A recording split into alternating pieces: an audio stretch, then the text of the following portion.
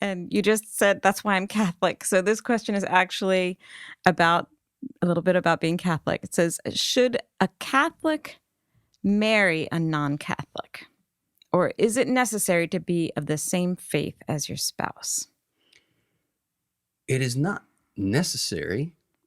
I can think of lots of marriages that a Catholic married a non-Catholic and they had a deep love for one another. Mm-hmm. Uh, but man, I can't imagine not being married to a Catholic myself. Mm-hmm. Mm-hmm.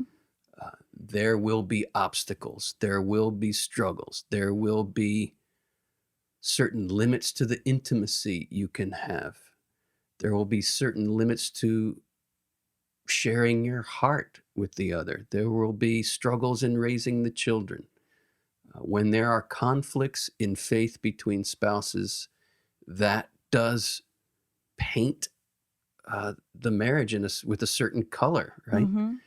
Again, it's not impossible. I know plenty of marriages where there's a beautiful love, but those marriages are going to bear in themselves, and in this way, it can be a hopeful thing as those couples work out their differences, as they find common ground, as they emphasize the things they do share in common, without ignoring the things they don't. That can be a sign of the very friction and tension, but also the hope that exists between Catholics and non-Catholics at large. Mm-hmm. We could look first at, Catholics and other Christians. There's a shared baptism. There's a shared basic faith. There are differences that we have that shouldn't be undermined or shouldn't be just tossed aside because they're significant. But we share much more in common than what we don't hold in common. That's true. So say you have a Catholic and a Protestant, for example, they marry and they share that faith in Christ. But where those tensions are in their marriage and how they work them out, and hopefully coming to a place of deeper unity, that can be a gift to the whole ecumenical conversation, right? Mm-hmm. That can be a grace for the whole desire that all would be one. That's Christ's prayer, that all would be one as you, Father, and I are one. So I would say if you are entering into such a marriage, just go with your eyes open. You're going to have additional struggles and tensions and difficulties. Grace is enough to work through them, and hopefully they can bring about a deeper unity. And if both of you are honestly seeking the truth, seekers find.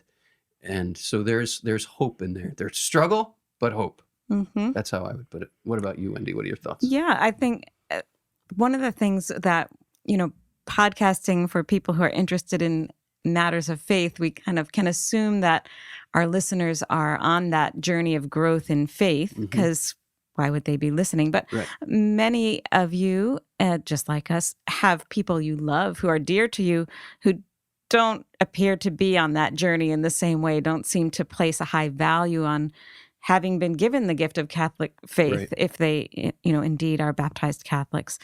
And so sometimes the matter of what church my parents took me to or something can seem kind of irrelevant. When we used to do marriage prep work, many of the people that we were teaching in classrooms were, only one member of the couple was Catholic. And so that's fairly common. Oh, yeah, very common. Yeah. And so it was kind of this marriage preparation that kind of forced both of them to learn a little bit more about the Catholic faith, including the Catholic one, who probably hadn't paid super close attention or had gotten distracted by other things in life over time. And so it was a time of like reorientation. And for us teaching, what an opportunity to like share the gospel. Just, you know what? You're not going to make it without the Lord's help. Yeah.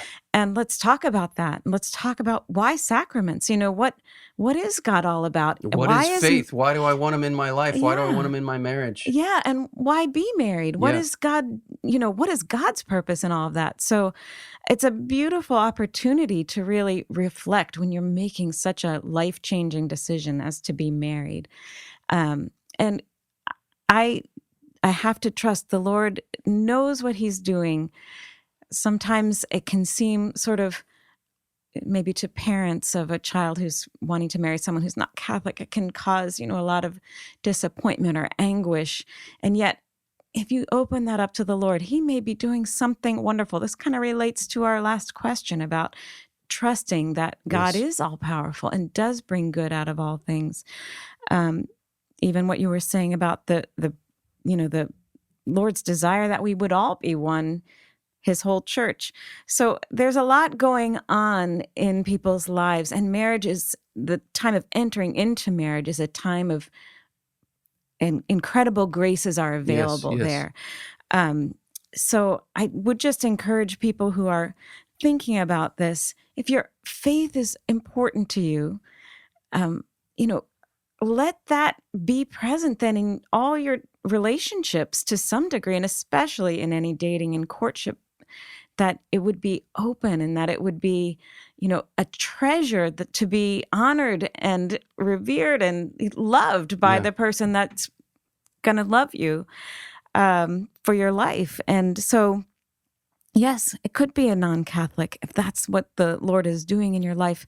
But the sense of desiring that greater closeness that is possible, and just all the goodness that that brings to your children and to your community when you are of the same faith, we can't not hold out that as a Yeah. greater good Yeah. Yeah. somehow. Yeah. You have to hold that out. And the church recognizes that the norm is for a Catholic to marry a Catholic because there has to be a dispensation granted. Is that like a special A special, permission? yeah, it's not normal for a Catholic to marry a I mean, it's normal in the sense that it happens quite often, Right. but it's not normal in the sense that it's the way the church would hope it would be. Mm-hmm. The divisions in Christendom are not what the Lord wanted, Mm. right? The Lord prayed that all would be one, and the historical divisions among Christians are some of the greatest scandals that have ever befallen Christianity. So again, the couple will bear in their relationship the wound of that scandal. But it can be, as we're saying, and I just want to underscore, let it be an opportunity to press into what do you really believe and why. If you're dating a Protestant, let his or her questions challenge you. Mm-hmm. If the Protestant is dating the Catholic, let his or her faith challenge you. Seek together. Seekers find. Yeah. And the truth is not afraid of our questions. As I like to say, the question is, are we afraid of the truth? We shouldn't be. Mm. We shouldn't be.